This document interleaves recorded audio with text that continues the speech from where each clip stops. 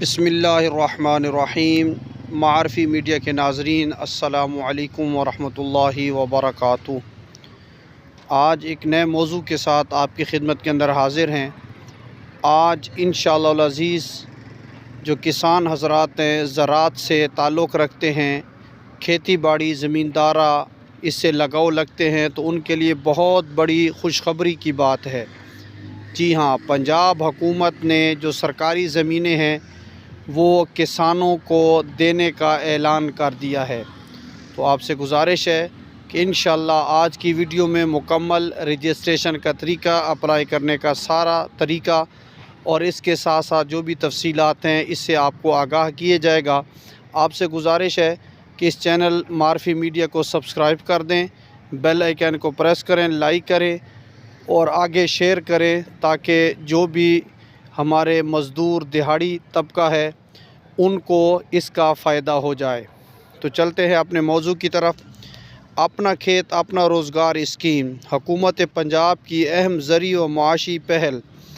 اپنا کھیت اپنا روزگار اسکیم حکومت پنجاب کا ایک فلاحی اقدام ہے جس کا مقصد ہے بے زمین یا کم زمین رکھنے والے کسانوں کو قابل کاشت زمین فراہم کر کے انہیں خود کفیل بنانا اور پائیدار روزگار پیدا کرنا ہے۔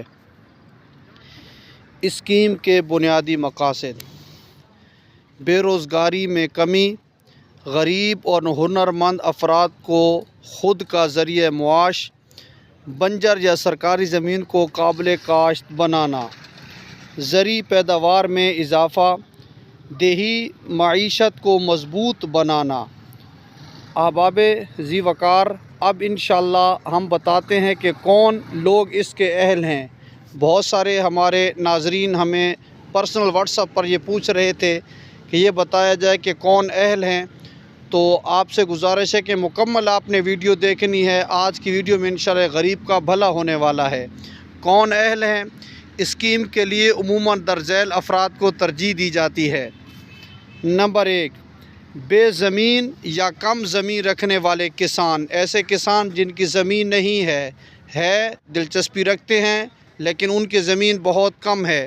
نمبر 2، دیہی یعنی دیہاتی علاقوں کے بے روزگار نوجوان، زرعی تجربہ کار یا کھیتی باڑی کا شوق رکھنے والے افراد، وہ افراد جو پہلے کسی بڑے سرکاری پلاٹ کے مالک نہ ہوں۔ حتمی اہلیت کا فیصلہ ضلعی کمیٹی محکمہ زراعت کرتی ہے۔